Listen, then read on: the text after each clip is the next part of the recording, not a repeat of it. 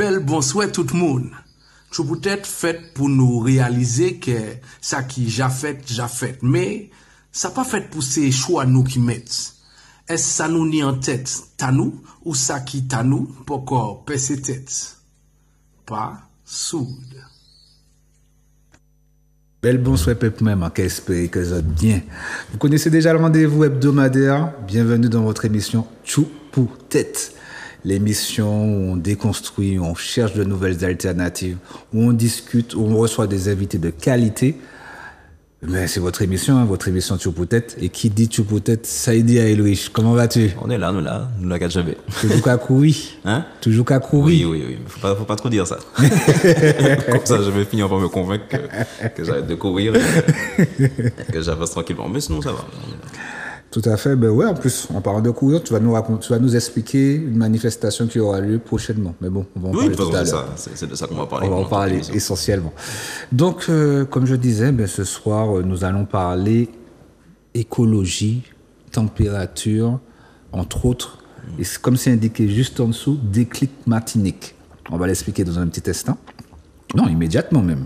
Non, dans un instant, on présente d'abord. On va d'abord présenter l'invité. Oui. Bonsoir Madame l'invitée, comment allez-vous? Bonsoir, bel bonsoir tout le monde, je vais super bien. Alors si tu peux te présenter s'il te plaît. Donc je suis Martine Lheureux, je suis engagée sur les questions d'écologie, aussi bien dans le domaine professionnel que associatif, et à travers une sorte de groupement qui s'appelle Stratégie Résilience, et des ateliers comme l'atelier de la fresque du climat. La fresque du climat, ça j'en ai entendu parler et j'ai vu également. Et c'est très très intéressant et ça sensibilise également les jeunes et les plus grands également. Exactement, c'est vraiment un outil où tout le monde peut s'en emparer et qui facilite la compréhension des enjeux avec une pédagogie tout à fait novatrice parce qu'elle facilite en fait l'intelligence collective, donc le fait de se parler pour essayer de comprendre quelque chose et ensemble d'arriver à intégrer les éléments sans avoir à subir un cours magistral. Tout ça est magie également. Voilà, exactement. Donc ce soir, Louis, nous allons parler, la thématique de ce soir, c'est déclic matinique. Alors pour en parler, parce que du coup ça va concerner tout ce qui concerne le climat et l'écologie, je voulais parler en fait de points d'actualité qui, pour moi en tout cas, n'est pas traité comme il devrait être traité, c'est-à-dire la dernière sécheresse. Donc elle a mis en exergue le fait qu'il y a de moins en moins d'eau dans les rivières, etc. Donc plus difficilement à fonctionner et ensuite plus difficilement pour qu'elle arrive dans nos tuyaux. Sauf qu'en fait, ça, on en parle depuis des années. Notamment en 2020, parce qu'il y avait déjà eu une première sécheresse qui avait été une alerte. Et là, en 2024, ça se repointe.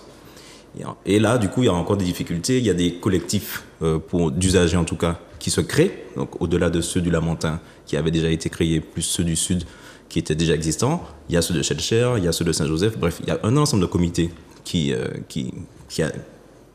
apparu, en tout cas, par rapport à cette problématique-là. Et on a eu aussi quelques échanges avec les responsables, en tout cas, des différents EPCI qui se lançaient la balle en disant non, c'est pas moi, non, c'est toi, mais en fait, je t'achète de l'eau, mais c'est trop cher, etc., etc. Et en fait, j'ai l'impression que maintenant que c'est passé, on va plus le traiter. Et que du coup, on va attendre, en fait, qu'il y ait une prochaine sécheresse qui va faire qu'on va recommencer, en fait, à se plaindre, etc. Et je trouve que c'est dangereux, en fait, de rester dans cette dynamique-là, une dynamique de crise. C'est-à-dire que c'est quand il y a des crises qu'on commence à réfléchir à comment on pourrait éventuellement la compenser ou trouver des solutions. Et une fois que la crise part, on ne s'intéresse plus. Et ensuite, on va attendre qu'il y ait une prochaine crise pour encore une fois anticiper. Je rappelle en fait qu'il y a des écoles qui n'ont pas ouvert pendant 2 voire 3 semaines d'affilée. Donc les parents, justement, à ce moment-là, qu'est-ce qu'ils font? En fait, eux, ils sont obligés de s'organiser. Donc sachant qu'il y a des écoles, les hôpitaux ont été touchés, des EHPAD, énormément de structures, au-delà justement des particuliers qui sont touchés. Ça montre bien que même les structures sont incapables en fait de s'organiser en amont pour pouvoir ouvrir s'il n'y a pas d'eau qui vient par le robinet. Et en fait, vu la situation climatique dont on parle justement avec Martine depuis un certain moment, on ne peut plus en fait rester dans une dynamique de crise. Il faut vraiment en fait qu'on passe dans une stratégie d'anticipation et qu'on mette le paquet en fait sur des choses qui seront capitales pour l'avenir. Donc c'est à travers ce point-là que je voulais justement amener le sujet pour dire que alors la dernière sécheresse est arrivée, n'attendons pas en fait qu'il y ait une autre pour pouvoir anticiper et pour pouvoir mettre en place en tout cas des actions à l'échelle individuelle et collective, pas seulement individuelle, mais dans les deux aspects pour qu'on n'ait pas à revivre encore une fois ce type de situation à l'avenir. Le problème qui se passe également, c'est que quand on touche le confort des gens, ça va peut-être embêter, mais comme tu disais, ce ne sera pas dans la durée. s'il y avait des choses qui se faisaient pendant, après et également dans le côté conscient, c'est-à-dire dans une durée, là peut-être ça aurait changé les donnes également. C'est ça. Donc voilà. En tout cas, on voulait déjà mettre une alerte par rapport à ça et se dire que maintenant, il faut passer à une phase où on va maintenant s'adapter et on va anticiper justement ce type de... Sachant que, comme tu disais, la dernière c'était en 2020, entre autres il y a en période de Covid, donc c'était déjà très difficile aussi. 2024, et nous déjà ça qui a recommencé. Ça qui est de plus en plus raide. Donc, c'était des El Niño. En plus, à chaque fois, en fait, c'était des périodes particulières où la chaleur est particulièrement forte et donc, effectivement, qui reviennent. Là, le dernier El Niño, c'était 2020. Celui-là était très fort et nous a beaucoup impacté. Ce qui est intéressant aussi, c'est de voir l'arrêté préfectoral qui a été pris suite à ça. L'arrêté crise sécheresse, où en fait, ils ont demandé aux entreprises de diminuer de 25% leur taux d'utilisation de l'eau, leur taux direct. Alors là, il n'y a pas eu de suivi de ça. J'aurais bien été curieuse de savoir en fait comment les entreprises ont pu fonctionner en respectant cet arrêt. Et ils ont autorisé, et ça c'est très important en fait, ils ont autorisé une prise d'eau au-delà des débits d'étiage. C'est-à-dire que habituellement, on ponctionne de l'eau et on laisse une partie pour la rivière, pour le vivant et pour le fonctionnement de l'écosystème. Là, en fait, on a autorisé un prélèvement d'eau en deçà de cette partie. Donc, ce qui fait que ce qui reste diminue. Et en fait, quand on va un peu plus loin, quand ce qui reste diminue, on atteint le vivant dans la rivière. Quand on atteint le vivant, donc le vivant animal, le vivant végétal, quand on atteint le vivant animal et le vivant végétal, on fragilise l'écosystème, on fragilise les berges et tout l'écosystème. Ça veut dire qu'au moment où les pluies reviennent, quand elles reviennent fort, les berges sont fragilisées par la réaction qu'on vient d'avoir eue, qui a été une réaction court terme, une réaction immédiate, et ça a fragilisé les berges.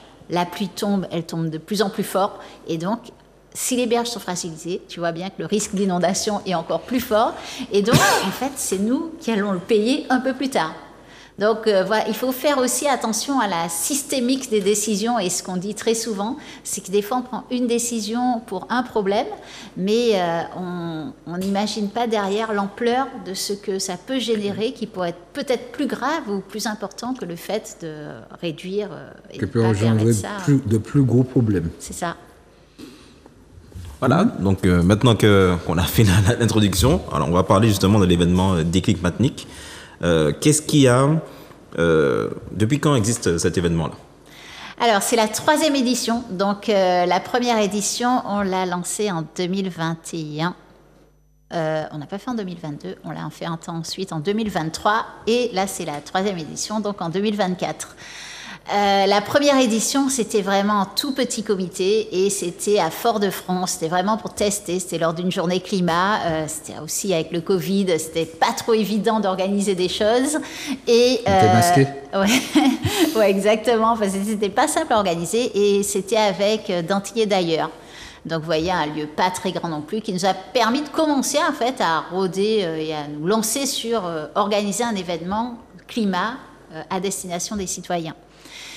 Et puis on s'est dit, on va relancer ça, mais on va essayer de le faire à plus grande échelle.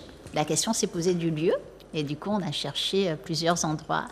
Et on s'est dit, une fois où on faisait un stand à côté de l'écolieu de Tivoli, on s'est dit, mais c'est évident en fait, on devrait faire un partenariat avec eux et leur proposer d'accueillir la Déclic Matinique. Et eux, ils ont accepté. Voilà. D'accord. Et du coup, qu'est-ce qui a été le déclencheur pour que ce type d'événement, pour réaliser ce type d'événement en tout cas? Je pense qu'on est globalement dans le déni de ce qui se passe, dans le déni de ce qui se passe au quotidien et du fait que ça s'accélère fort et que ça nous impacte en fait à plein de niveaux. Et je pense qu'il faut sortir de ce déni et regarder les choses en face. Donc ça a été la première chose. Et sortir de ce déni et emmener cette prise de conscience à tout le monde.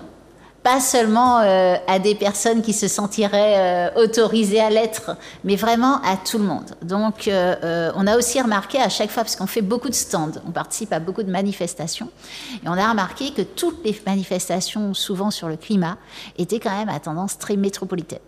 Okay. Et il y avait peu de concitoyens martiniquais qui venaient dans ces... Donc on s'est posé beaucoup de questions parce qu'il faut qu'on soit tous conscients de ce qui est en train de se passer sur l'île et il faut qu'on s'empare nous-mêmes de ces sujets. Et donc on a travaillé pour ça et ça a été ça a été vraiment ça, porter ces éléments de réflexion aux citoyens. Et aussi la troisième chose qui est importante, c'est au niveau des solutions. C'est-à-dire que souvent, quand on parle du dérèglement climatique, on aime bien dire il y a un problème, il y a des solutions. Et donc, effectivement, le modèle dominant, c'est ce qu'il donne. Il dit, effectivement, il y a un dérèglement climatique et il y a des solutions. Au début, quand j'ai commencé à parler du dérèglement climatique ici, je me suis aperçue qu'il y avait un fort scepticisme par rapport à ce qui se passait. Est-ce que vraiment c'est vrai? Est-ce qu'il y a vraiment un phénomène?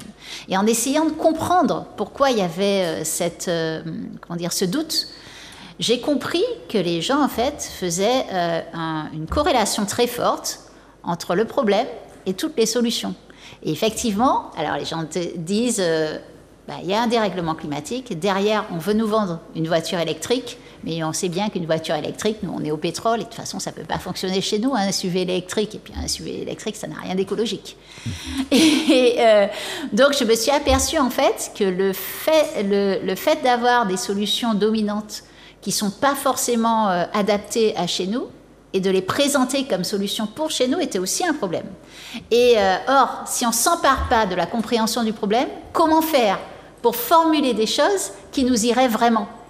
Comment faire pour que, à tous les niveaux, au niveau syndical, au niveau des peuples, au niveau des revendications, comment faire pour que, et aussi au niveau politique, mais vraiment à tous les niveaux, au niveau entrepreneurial, à tous les niveaux de la société, comment faire pour se saisir et faire de véritables propositions qui nous aillent à nous.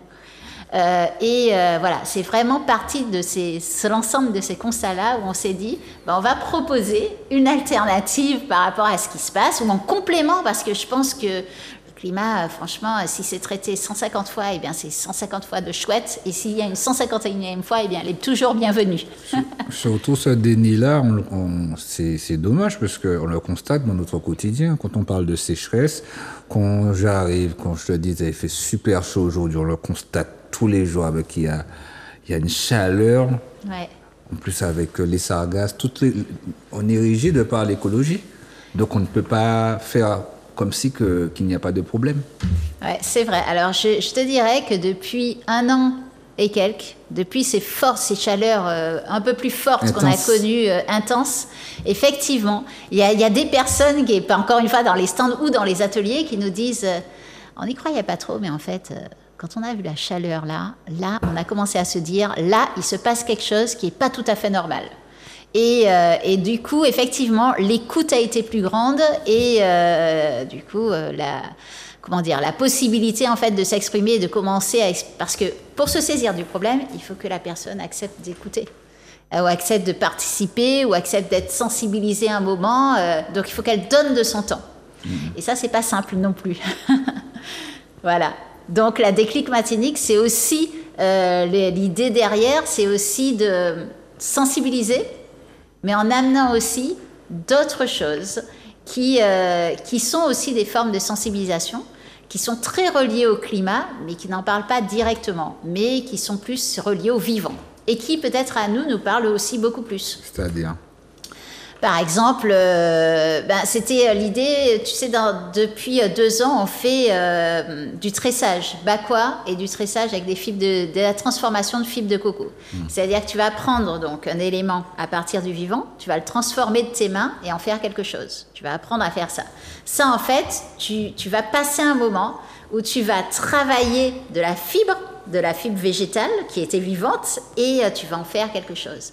Et ça déjà, ce moment-là, en fait, passer sur une rivière, près d'une rivière, dans un endroit complètement arboré ou dans un endroit en fait où tout le végétal est mis en avant, eh bien, on te met dans des conditions où tu te ressources et tu es en train de te relier avec le vivant, même si tu ne le fais pas directement pour ça, mais c'est quand même ce que tu es en train de faire.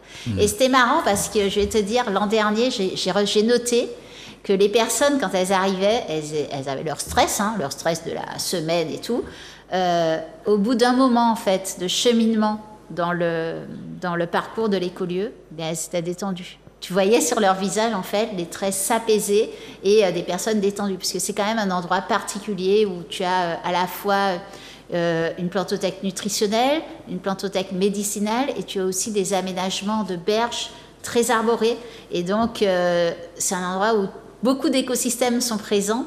Et donc, voilà, c'est très apaisant. Bon, du coup, est-ce que, hormis ceux que tu as cités, est-ce qu'il y a d'autres objectifs pour cette journée?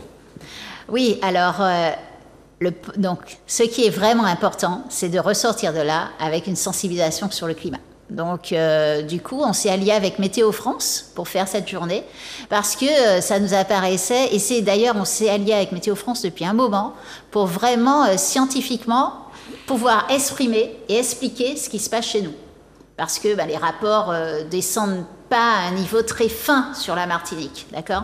Donc, et puis pour pouvoir parler un même langage, en fait. Et aussi pour pouvoir leur dire, des fois, mais là, c'est peut-être pas super clair, en fait, ce que vous voulez dire.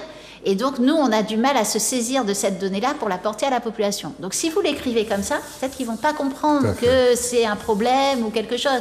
Je vous prends un exemple. Quand on dit, quand il y a marqué, il y a 10% de pluie en moins. Ok, 10% d'eau qui tombe en moins sur la Caraïbe. Il ne faut pas précisément sur la zone Martinique, mais voilà, que dans l'avenir, c'est ce qu'on prévoit. Bon, entre ça et le manque d'eau disponible, il y a un pas en fait. Il n'y a pas marqué, tu vois. Et c'est des éléments comme ça où en fait, c'est normal, ce sont des scientifiques qui travaillent, donc ils donnent des chiffres. Et pour les personnes, 10%, ça parle peut-être pas. Ça veut pas dire, c'est peut-être pas catastrophique. Tu vois, si je te dis, je sais pas moi, demain je t'enlève 10% de ton repas, peut-être que tu vas quand même arriver à manger, tu vois. Mais enfin, ça va dépendre à quel niveau tu es. Mais voilà, enfin, c'est pas 10%, c'est difficile à saisir. Est-ce que c'est un problème ou pas? Donc des fois, il faut arriver à traduire ça. Et nous, c'est notre rôle de prendre leurs éléments et de les vulgariser, de traduire, de dire ça fait qu'il y a beaucoup moins d'eau disponible et du coup ça c'est un gros problème pour nous. Donc on s'allie. C'est vraiment pour alerter alors. Voilà, c'est vraiment ça, pour alerter. Donc on s'allie à eux pour s'appuyer sur leur science, vérifier que nos alertes ne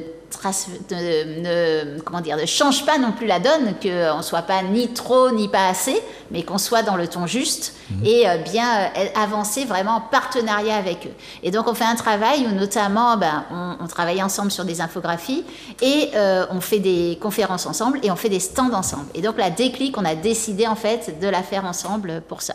Donc les gens vont d'abord dans un instant de sensibilisation et ensuite ils ont le choix. Soit ils ont des conférences, soit ils ont un cheminement. Ok. Donc, tu veux qu'on parle de quoi d'abord? Des conférences ou du cheminement? Oui, des conférences. Du coup. Des conférences. Alors, les conférences, la première conférence, la première chose déjà, ça va s'ouvrir par un moment sur une visite de la plantothèque médicinale de l'écolieu. De l'écolieu, voilà. Parce qu'il est important, en fait, de prendre conscience de ce qui nous soigne et ce qu'on peut planter facilement comme ça.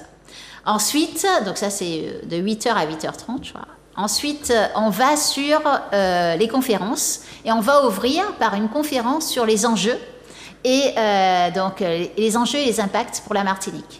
Donc là, il y aura Météo France. Il y aura également Nathalie Michalon, qui est scientifique martiniquaise et qui va nous faire en créole un exposé sur les brumes et les sargasses. Ça, c'est top, ça. Ouais, exactement. Ça, on en est super ravis. Elle est d'ailleurs en train de travailler sur une traduction créole de la fresque du climat. Et donc ça, c'est super chouette aussi. Et on a aussi invité la Sopamar à venir expliquer comment est-ce qu'ils agissent, eux, et en quoi, en fait, leur association agit au quotidien en Martinique pour lutter contre le dérèglement climatique. Comment ils se sont emparés du sujet contre le dérèglement climatique et la biodiversité. Okay, comment ils se sont emparés de ce sujet-là et ce qu'ils font au quotidien. Et je pense qu'on voit qu'ils font énormément de choses, mais on leur donne rarement la parole sur ce sujet-là en pouvant l'expliquer comme ça. Et nous, on avait vraiment envie qu'ils mettent cela en avant. Pardon. Ensuite, on aura 2 témoignages, donc un focus sur le sac de survie. Donc, sac de survie et le jardin refuge par Résilience Martinique. Et un témoignage par un scientifique qui travaille à la fois en Martinique et à Montréal. Et donc, qui va nous faire un voyage sur ce qu'il a noté dans les pôles. Et notamment les impacts des peuples premiers, comment ils subissent, eux, ce dérèglement climatique qui avance 3 fois plus vite à leur niveau. Et comment, en fait, à quel point l'adaptation, tu sais, on se dit toujours l'homme va s'adapter. On ne pense pas qu'il y a des limites dures de l'adaptation. Donc il va nous expliquer comment ces populations rencontrent déjà des limites dures à l'adaptation par rapport à leur mode de vie, à leur manière de vivre, et du coup rencontrent d'énormes difficultés et ça perturbe jusqu'à la résilience même de leur peuple. Donc ça nous paraissait intéressant d'avoir ce point de vue-là. C'est rare qu'on puisse avoir un témoignage direct comme ça. Ensuite, on aura une visite de l'écolieu intégré, c'est-à-dire que l'écolieu, chaque espace a un rôle. Et chaque espace sert aux autres espaces, tu vois. Et ça fait qu'il y a peu d'entrants. Ok, il fonctionne quasiment en circuit fermé. Donc il va expliquer en fait tous ces espaces et comment ils fonctionnent entre eux. Parce que l'écolieu, il a été fait pour être répliqué. Si, par exemple, je sais pas, on répliquait un écolieu comme ça par quartier, on pourrait rendre peut-être résilient tous les quartiers de la Martinique, tu vois. Donc, c'est vraiment l'idée, à la fois avec la plante, le jardin nourricier et la plantothèque médicinale et tous les espaces animaliers qui expliquent, en fait, comment ça fonctionne et comment ils arrivent à avoir ce résultat-là. Ensuite, on a une autre conférence qui est un témoignage d'entreprise et d'organisation. Les organisations se saisissent du truc et des fois, en fait, veulent avancer sur les sujets, sur ces sujets-là, à l'intérieur de leur entreprise. C'est des fois facile et c'est des fois difficile. C'est très souvent difficile, d'ailleurs. C'est très rarement facile. Et donc, elles vont nous raconter comment ils se saisissent de ce sujet-là, pas par pas, et comment ils ne tombent pas dans le greenwashing. Donc, ceux qu'on a invités ne tombent pas dans le greenwashing. Voilà, donc on a invité, en fait, une société d'économie mixte qui s'occupe d'aménagement. On a invité une société, un lycée administratif, dans lequel on a fait notre plus grande fresque, et à 200 personnes. Et on avait invité un agriculteur agro-transformateur très impliqué dans la culture locale. Et donc les 3 personnes très différentes, tu vois, d'origine très différente et de stades qui affrontent des problèmes très différents, mais qui ont bien voulu faire ce témoignage-là. Voilà. Ensuite, on aura un moment ballet, si j'ai rien oublié. Oui. Et alors, pourquoi ballet? Parce que la danse relie. Le tambour est super important chez nous. Et la danse doit relier. Et notre culture doit être partie intégrante de ce qu'on est en train d'essayer de faire. Voilà. C'est un véritable lionnage de toutes les composantes, tous les défenseurs, tous les gens qui font pour l'écologie et qui s'y appliquent également. Exactement. C'est vraiment ça. C'est vraiment le lionnage, tu as vraiment vu, c'est ce qu'on essaye de faire. De rassembler et de montrer qu'il y a plein de choses qui se font et qu'on peut arriver chez nous à s'en sortir par rapport à ça. Et l'après-midi, c'est pareil, on va sur l'adaptation et pareil, on a relié aussi des personnes qui agissent déjà pour, en ce sens, qui se sont saisis et qui ont inventé des outils assez innovants. En plus, le lieu s'y prête également, puisque c'est au domaine de Tivoli, je crois. L'écolieu. Alors, c'est hyper important, parce que l'an dernier, les gens se sont bien trompés quand même. Ils sont allés au parc de Tivoli. Donc, ce n'est pas le parc de Tivoli. C'est pour ça qu'on a même mis un petit plan sur l'affiche et tout. C'est l'écolieu. Il faut vraiment suivre écolieu de Tivoli pour suivre et tout. Alors, c'est sur le 2e flyer, en fait. Mais il faut suivre vraiment l'affiche. On va essayer de plus le faire circuler. Vous le verrez sur la vidéo aussi. Mais si vous voulez vraiment bien rejoindre notre communauté qui s'appelle Déclic, D-E-K-L-I-K, Martinique, on vous donnera le plan pour ne pas se tromper.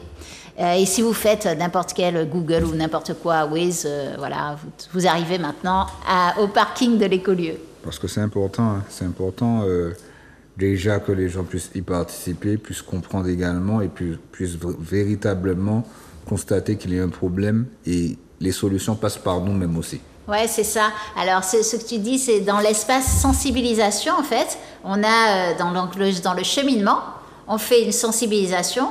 Ensuite, on a un espace adaptation où on est allé sur, justement, la filtration d'eau. Comment, en fait, parce qu'on pense que c'est important. Il faut que chacun, on soit équipé d'un système de filtration d'eau. On sait, demain, là, on a des problèmes d'eau qui n'arrivent pas. Peut-être que demain, elle va arriver, mais elle sera peut-être problématique à utiliser. Donc, on a un système de filtration d'eau low-tech. Low-tech, ça veut dire qu'il marche sans électricité, qui marche par gravité et qui peut arriver à nous donner de l'eau que l'on puisse boire d'où qu'elle vienne. Okay. Donc ça nous paraissait important de montrer ça. Des systèmes de cuisson aussi, comme ce qu'on avait avant, hein, les canaries et puis les tessons, ce genre de choses-là.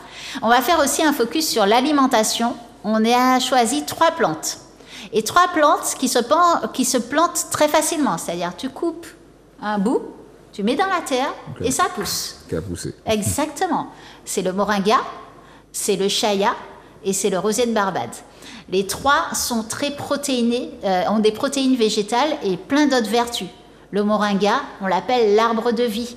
C'est un arbre qui, tu peux te nourrir de tout avec cet arbre, vraiment de tout. Et d'ailleurs, on a prévu d'offrir une graine de moringa à tous les visiteurs qui repartiront de notre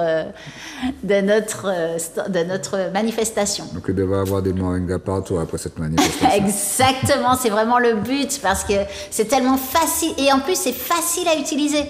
C'était ça qui est important aussi. C'est pareil pour les tressages dont j'ai parlé tout à l'heure. Coco et bakwa, mais tu trouves ça partout en Martinique. Tu n'as pas besoin d'être grand grec pour cueillir des feuilles de coco et pouvoir les tresser, tu vois. Et il ne faut pas avoir une connaissance pour certaines plantes, oui. Pour les faire de la vannerie, il faut avoir une connaissance, savoir quand retirer, comment sécher, etc.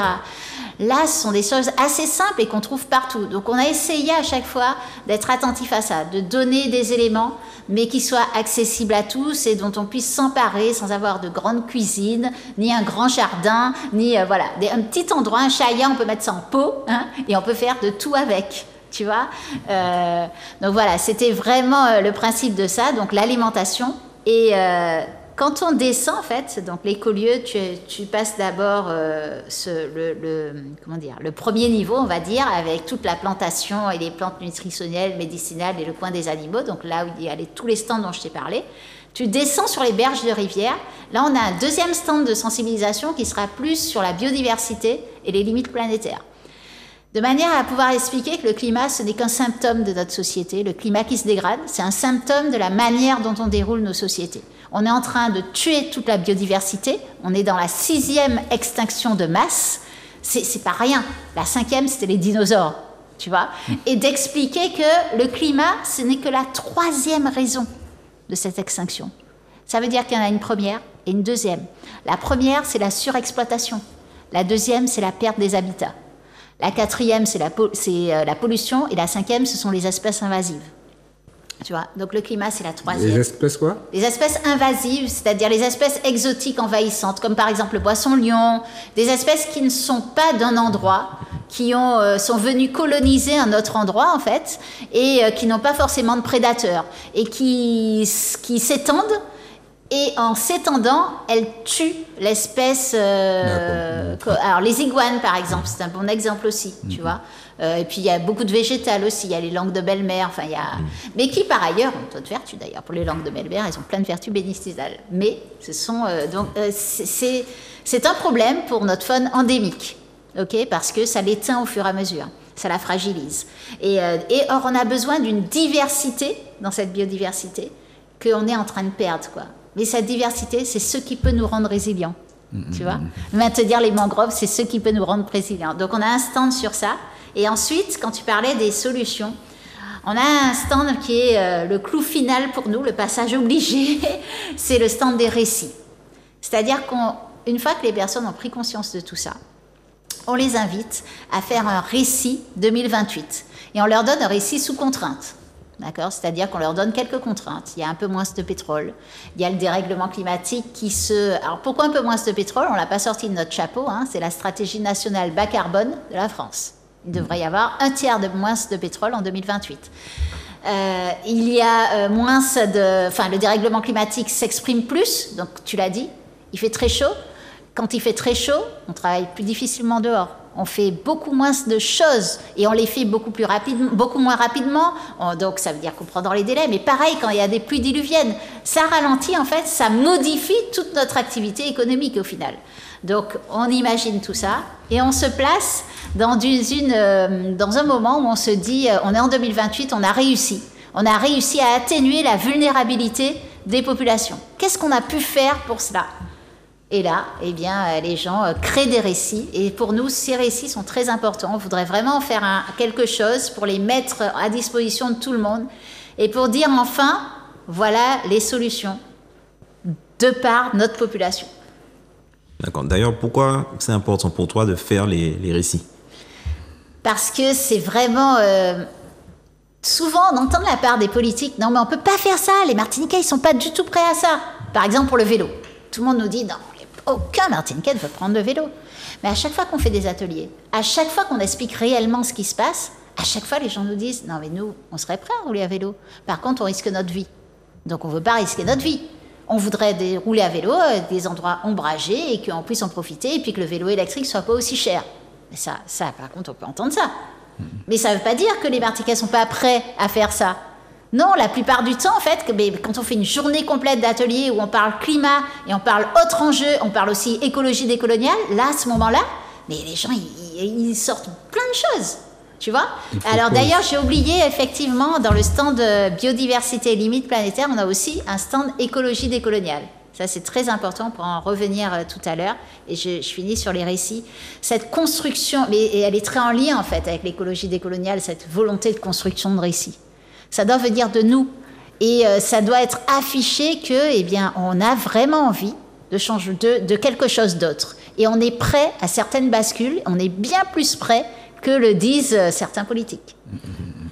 Donc justement, je te posais la question, mais c'est vraiment le ressenti aussi que j'ai eu en y participant ou moi-même demandant aux personnes de donner leur récit, c'est que là, ça les implique. Là, ça les implique et là, ça les met en fait dans cette position-là où ils vont chercher des solutions, ils vont se projeter. Parce que sans ça, en fait, c'est très compliqué en fait de se projeter si on n'a pas un moment en fait où on va se poser pour pouvoir le faire. Là, ça nous permet de se projeter. Effectivement, c'est assez marrant, en tout cas au début, c'est surprenant. Et ensuite, on se rend compte que finalement, les politiques parlent à la place des Martiniquais. Parce que finalement, on se rend compte que oui, souvent, en fait, ils vont dire oui, je suis prêt à prendre le bateau en fait, pour partir de tel endroit et arriver à Port-de-France. Et à Port-de-France, prendre une navette qui va m'emmener à mon boulot. Simplement. Ouais. Actuellement, c'est pas le cas. Donc, c'est pour ça que je prends mon véhicule. Mais en fait, tout le monde se rend compte que c'est de plus en plus contraignant de prendre un véhicule, le prix de l'essence, toutes ces choses-là, en fait, qui vont là-dessus. Mais les solutions collectives ne sont pas niées par la population. Au contraire, ils ont assez envie, justement, qu'il y ait un système, en fait, de transport qui soit efficace au pays. S'ils avaient le choix, ils auraient fait autrement. Voilà. Mais le problème, c'est qu'en fait, qu'on ne leur propose pas le choix. Donc, finalement, on subit, en fait, ces choses-là, mais on se rend compte que, justement, en construisant le récit, que nous, en fait, on est prêts. Et de toute façon, on est un peuple qui a toujours été confronté à ce genre de choses et qui a toujours donné, en fait, à cette capacité de résilience. Donc, en fait, ça peut arriver, mais il faut pouvoir le construire et avoir des moments pour pouvoir le construire. On pourrait s'adapter, mais s'il y a des plans concrets, oui, s'il y a des choses concrètes, et même donc automatiquement, on pourrait s'adapter. Mais comme tu parlais tout à l'heure là, de vélo, je pense qu'effectivement, il y a beaucoup de personnes qui auraient fait du vélo de commune en commune. Mais s'il n'y a pas de bordure de route adéquate à leur passage, ça devient problématique. Là, ça devait être fait d'hiver avec un cycliste par terre. Donc là, voilà, il faut. C'est pourquoi la place des consommateurs est importante, mais également des politiques pour pouvoir mettre toutes ces infrastructures en place aussi. Alors, c'est vrai que déjà sur le vélo, il y a quand même des Martiniquais qui le font, qui malgré tout, malgré les conditions, en fait, roulent à vélo et en sont super contents. Okay. Plus sous le côté sportif aussi. Alors, non, je parle vraiment, il y en a qui le font que pour le côté sportif, mais il y en a qui ont déjà commencé en fait à changer et à aller au travail en vélo, ou il y a des personnes qui le font, même si ça reste une très petite minorité, mais il y en a. C'est toujours un début. Et c'est toujours un début, voilà. Maintenant, ce qu'on essaye de faire aussi avec ces récits, c'est de se dire, il n'y a pas à attendre quelqu'un. Parce qu'en fait, au final, une fois qu'il n'y a pas à attendre quelqu'un, entre parenthèses, entre guillemets, le politique. Pourquoi ? Parce que, en fait, une fois que les personnes ont fait ce récit, elles réalisent que finalement, ce qu'elles viennent de donner, elles peuvent déjà en mettre une bonne partie en place. En place dans leur vie, en place dans leur quotidien, peut-être avec leur quartier, parce qu'on ne peut pas être résilient seul, ça on leur explique bien ça, ça n'a pas de sens. Et tu serais, en cas de crise, tu serais très vite attaqué, malheureusement dans notre système actuel. Donc il faut entraîner des personnes, et des personnes proches de toi familialement, proches de toi géographiquement, de ton quartier, dans ton entreprise, dans ton lieu de travail, puisque c'est quand même là qu'on passe le plus clair de notre temps. Donc en fait, il faut vraiment emmener les personnes à construire ensemble cette résilience. Et ce qu'elles voient, en fait, quand elles construisent ces récits, c'est que finalement, elles ont tout pour le faire. Il n'y a pas d'innovation qui n'existe pas, il n'y a pas de choses à créer. Ce que le politique peut faire, c'est venir faciliter largement tout ça. Tu vois, en mettant effectivement ces politiques en place qui permettraient de faciliter l'émergence de ça, de faciliter le fait que tous les éléments dont tu as parlé, tous les éléments politiques sur l'alimentation, que ce soit la mobilité, que ce soit n'importe quelle autre chose. Et la deuxième chose qui est intéressante dans la manière dont on prend nos récits, c'est que je suis sûre qu'il y a certains téléspectateurs qui se disent « Non, mais de toute façon, nous, on est tout petits. Et de toute façon, ce qu'on va faire, c'est rien du tout par rapport à ceux aux Chinois, aux Indiens, aux États-Unis, aux Russes ou je ne sais quoi. » Tu vois? Donc souvent, en fait, les gens se disent « Ça sert à quoi finalement que je fasse ça parce que les autres, ils font pas derrière. » Donc du coup, on prend les choses par un autre bout. On ne leur demande pas ce qu'ils feraient pour atténuer, parce que c'est très complexe en fait d'atténuer. La machine climatique, quand tu atténues, il faut le faire, mais c'est très complexe à faire, et en plus c'est très complexe à se le représenter mentalement. Donc nous, on préfère que les gens se représentent mentalement de vivre en situation dégradée. Et c'est ça le récit en fait, c'est que tu construis quelque chose qui va se passer en situation dégradée. Et c'est là où en fait, les gens ils reviennent très vite à l'essentiel, mais tu n'as rien besoin de leur suggérer. Ils reviennent tout de suite à boire, manger, avoir une vie sociale. Voilà. Et comment faire pour arriver à conserver ça, tu vois.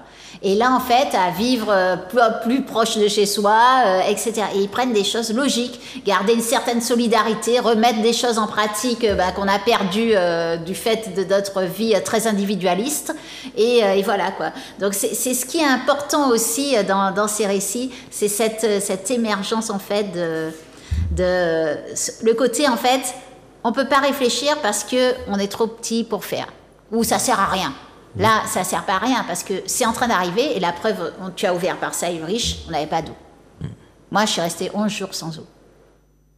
Qu'est-ce qu'on fait dans ces cas-là, tu vois? Donc tu crées des réflexes d'une certaine manière parce que en sensibilisant, donc on va changer les habitudes pour pouvoir faire autrement. Donc c'est déjà un très gros travail.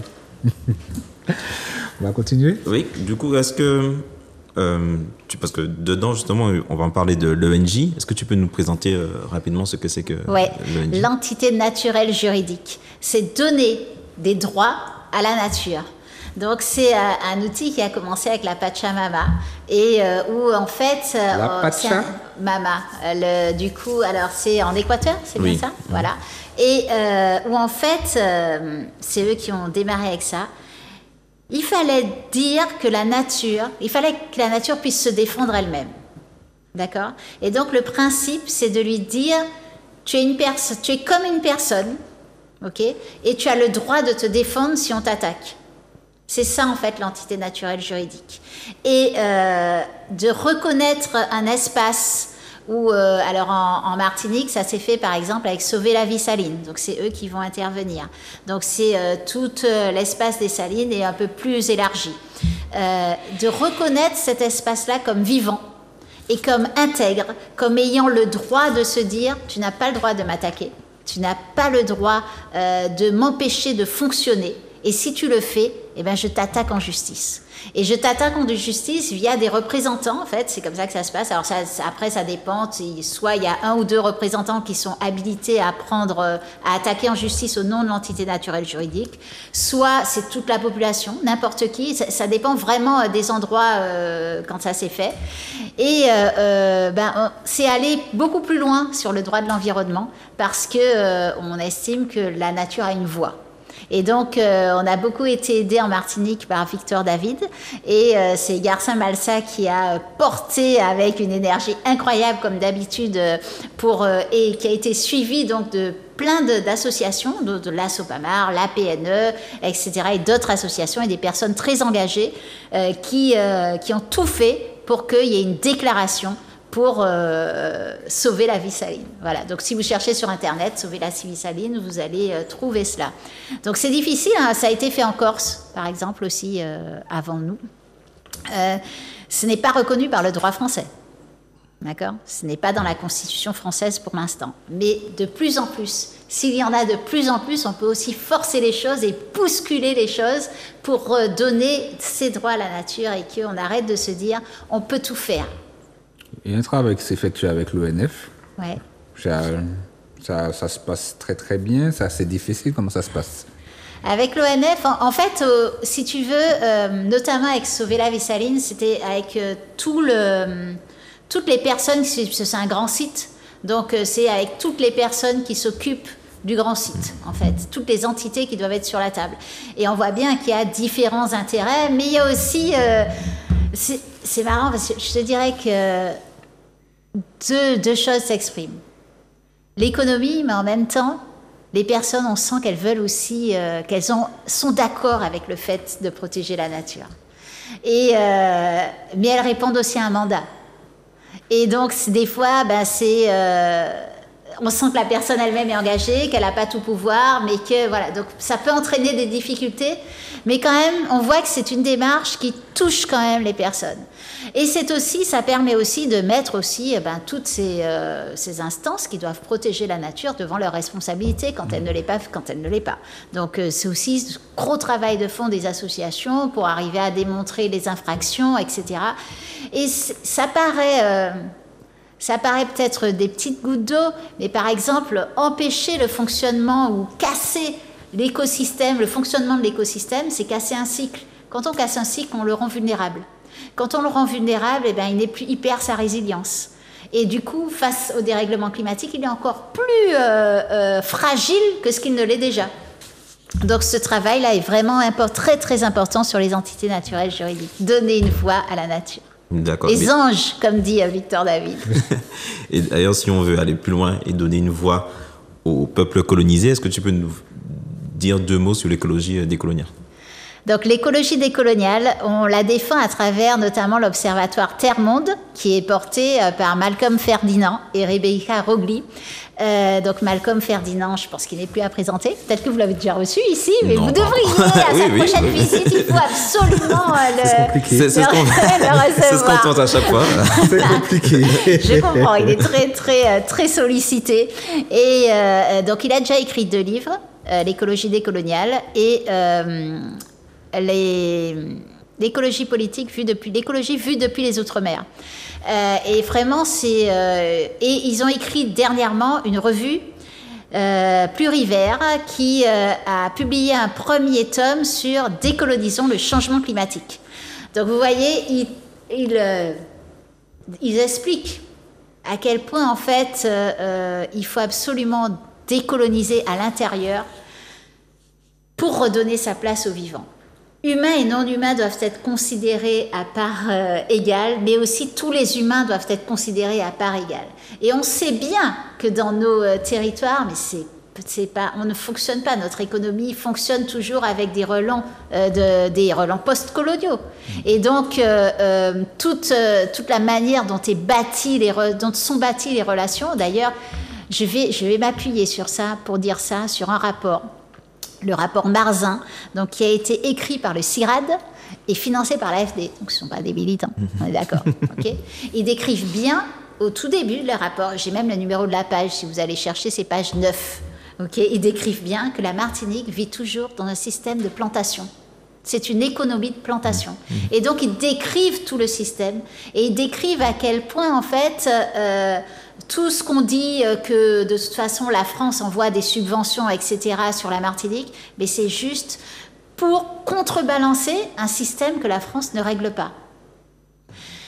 Et ce contrebalancement, ils expliquent aussi comment il est dévoyé, enfin il est complètement pris, happé, pour à nouveau servir à les mêmes.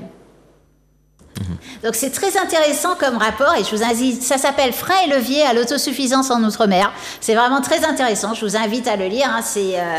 J'ai été surprise au départ de ce côté très cash par rapport aux 2 instances. Donc, ça nous aide, nous, parce que ça nous permet d'en parler en sourçant des rapports scientifiques et nous, on aime bien ça, s'appuyer aussi sur le travail des scientifiques. Ulrich nous avait fait une lecture du CIRAD lors d'une émission avec Jonathan Leroux. Ah, génial, voilà. Super. Ouais, c'était très intéressant, effectivement. Quand tu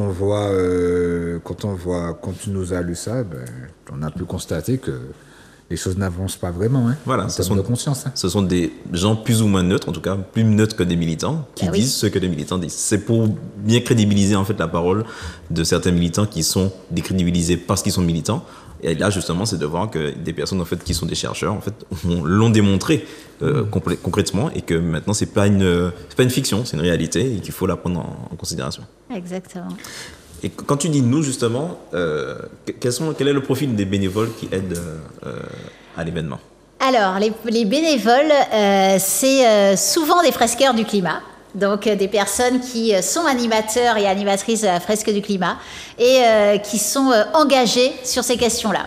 Mais c'est aussi d'autres personnes qui ne sont pas du tout engagées sur la fresque du climat, mais qui acceptent de nous aider parce qu'elles sont passionnées, enfin, elles ont vraiment envie que les choses bougent et elles aiment bien la manière dont justement on prend les choses.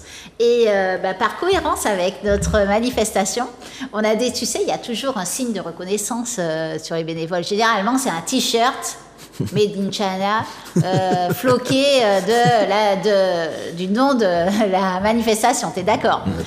Donc là, nous, on a décidé de ne pas prendre ça. Mais on a décidé de porter un chapeau bakois. Tous. Donc, on aura un petit tissu sur le chapeau bakois, donc, où il sera écrit, en fait, Déclic Matinique. Et cette écriture sera faite à la main, en fait, par les bénévoles, justement, et notamment par une Julie Vasse, qui est vraiment spécialiste en termes d'infographie et qui va bien nous accompagner sur ça. On a décidé aussi, donc, pas de floquer des t-shirts, mais de floquer des morceaux de tissu, en fait, qui pourront être mis sur les vêtements des personnes, ce qui fait que si une personne veut, comme moi, porter un vêtement qui, par exemple, est beaucoup plus adapté à la chaleur qu'un t-shirt, eh bien, on pourra le faire et avoir derrière notre signe de reconnaissance. Voilà. C'est un petit clin d'œil parce que souvent, tu sais, les grandes manifestations disent « Oh ben non, on peut pas faire appel aux artisans parce que ils tiennent pas les délais, ils font pas ci, ils font pas ça. » Quand on a vraiment envie, par contre, il faut les payer. Okay, nous, on leur a demandé le prix, on les paye, le prix qu'ils nous ont demandé. On n'a pas fait de discussion de prix. Parce que de l'artisanat, c'est du temps passé. La personne a été cueillir, elle a fait sécher, elle va travailler. En l'occurrence, c'est Makanja Création qui nous accompagne sur les bakois et sur les chapeaux bakois. Et donc, on fait appel vraiment, voilà, on trouve ça chouette. Et du coup, la manifestation prend une partie des coûts et les bénévoles aussi. Et aussi, du coup, ils ont quelque chose qu'ils pourront réutiliser. Peut-être qu'ils n'en avaient pas. Ce sera l'occasion pour eux de s'apercevoir que le bakois, c'est vachement chouette quand il fait chaud. Et du coup, exactement. Et du coup, tu vois, on essaye quand même d'aller le plus loin possible dans la logique, sans être, de faire des pas. À chaque fois, c'est des pas qu'on fait. Personne n'est parfait, entre guillemets, et c'est pas du tout ce qu'on cherche. Ce qu'on cherche, c'est à avancer, mais en étant heureux, en étant bien, en étant aligné et à être complet, quoi. Et d'ailleurs, notre finale aussi est complètement alignée puisqu'on finit par un super concert de Bambouman. Vous connaissez Bambouman? Oui. Tu connais aussi? Ah bon. Et il a fait un concert qui s'appelle Nam Konoko, l'âme de la forêt, et où donc, il faut venir voir. Quand j'entends tout ça, par rapport aux artisans, je ressens le respect, la considération aussi, parce qu'il faut respecter par rapport à leur travail, comme tu disais. Oui. Et puis, ça passe par tout ça aussi, le respect de soi-même et le respect également de son entourage, du travail. C'est clair et net, et ça c'est vraiment important. Et c'est pour ça, tu sais, les co-lieux, ils ont l'habitude, par exemple, de faire dans leur manifestation un mini-marché et des exposants locaux, des exposants artisans locaux. Et ça, on garde ça. Parce qu'on se dit que c'est très cohérent, les gens y viennent, mais ils peuvent aussi acheter donc ce qui est fait à l'écolieu et profiter pour découvrir de l'artisanat local. Voilà, et ça sert à tout le monde. Pareil, les personnes qui nous accompagnent sur le tressage aussi, en fait, ce sont des artisans et on tient aussi à les rémunérer. Donc, on ne discute pas leur prix. Mais c'est vrai que d'eux-mêmes, ils vont nous proposer quelque chose qui soit aussi réalisable parce qu'ils savent aussi qu'on n'est pas gigantesque, quoi. Et il y a quelque chose que j'ai pas dit aussi, que pour une personne qui nous accompagne aussi depuis un moment, c'est Casalian qui s'occupe des enfants. Et donc, pendant toute la journée, elles vont prendre en charge les enfants en leur proposant des activités. Alors, prendre en charge, c'est un grand mot, les parents bien sûr accompagnent, mais elles vont réaliser des activités avec les enfants et des activités ludo-éducatives, pardon. Et l'an dernier, elles avaient fait une œuvre participative où tous les enfants en fait avaient fait leur propre récit. En fait, de cette manifestation, c'était magnifique. C'était vraiment très, très touchant. Et voilà, quoi. Donc, on essaie, tu vois, de s'occuper de chacun, grand et petit, à la fois dans la sensibilisation, dans la connaissance, dans la possibilité aussi de poser des questions à des personnes plus expertes et de se sentir libre de poser des questions, mais aussi dans l'harmonie par rapport au lieu.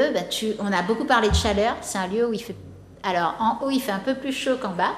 Mais dès qu'on arrive sur les berges de rivière, on est super bien, quoi. C'est très arboré, enfin, on ne ressent pas du tout la chaleur. Les arbres savent faire le travail.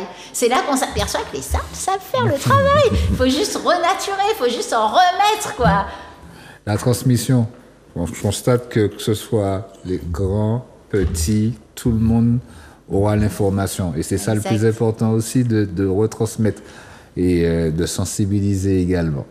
Exactement. Voilà, de toute façon, vous l'aurez constaté, l'événement est assez complet et il permet justement d'appliquer quelque chose que tu as dit, c'est le fait que tous les humains sont égaux, mais que les humains aussi sont égaux avec le vivant. Et que là, justement, c'est un événement où tous les éléments du vivant seront liés ensemble et justement où ça va faire naître une intelligence collective qui, selon moi, existe dans la Martinique. C'est pour ça que je dis qu'on est un peu résilient, parce qu'on a tous les éléments culturels pour être résilient. Maintenant, le tout, c'est d'aller les chercher pour les mettre en application. Tu as parlé par exemple du concert de Bambouman, c'est quelque chose que j'aimerais en fait qu'il naisse, c'est-à-dire que notre culture s'en imprègne en fait. Quel élément de notre culture parle du changement climatique? Alors que c'est quelque chose qui arrive en fait, qui vient, qui est là, etc. Dans nos traditions, dans nos danses traditionnelles par exemple, on parle beaucoup de la façon dont on vivait avant les années 60 finalement, quand on allait dans les champs, etc. Mais les temps ont changé. La tradition s'adapte normalement à comment on vit dans une société. Et là en fait la culture peut justement contribuer à faire passer des messages, parce que nous, on va faire notre travail de sensibilisation, on sera sur l'événement, etc. Mais si la culture s'en imprègne et parle justement de nos conditions de vie et de comment revenir sur le coup de main, revenir sur des éléments tout simples. On refait une toiture, en fait, tout le quartier vient, on refait la toiture, etc. On fait participer les artisans et pas on les minimise, mais on les fait participer à égale mesure que tous les autres. En fait, tous ces éléments-là sont chez nous. Mais en fait, ils sont disparates, ils sont utilisés à d'autres fins. Et là, l'idée, en fait, c'est de pouvoir les reconcentrer vers un objectif de résilience par rapport au changement climatique, en tout cas. C'est réactualiser certaines idées, et certaines idées qui nous portaient. Qui nous portent toujours, il ne faut pas dire que... Voilà, comme je le disais, les réactualiser. Qui nous portent. Comme je dis souvent, quand on sort du secteur KSM, on s'en rend compte directement. C'est assez flagrant quand on passe du côté de Trinité jusqu'à Grand-Hiver, on le voit en fait. C'est totalement visible et c'est toujours là. Et c'est à nous justement d'aller puiser justement sans les couillonner, mais d'aller justement s'inspirer de ce qui se passe là-bas. Et c'est tellement important ce que tu viens de dire par rapport à la culture. C'est socle.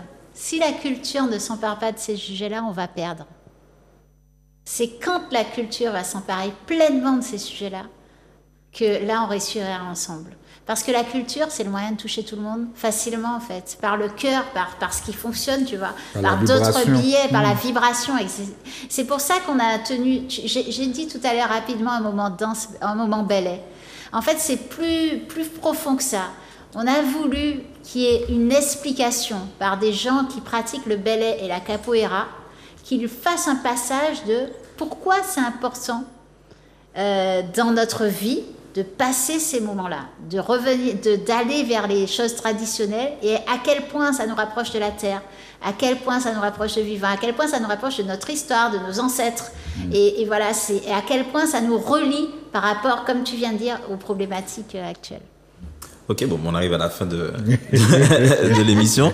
Est-ce que tu peux nous dire un dernier mot déjà, nous dire comment contacter justement la stratégie résilience ou en tout cas tous ceux qui vont relayer l'information et ensuite un mot en fait pour que les spectatrices et les spectateurs puissent venir à l'événement.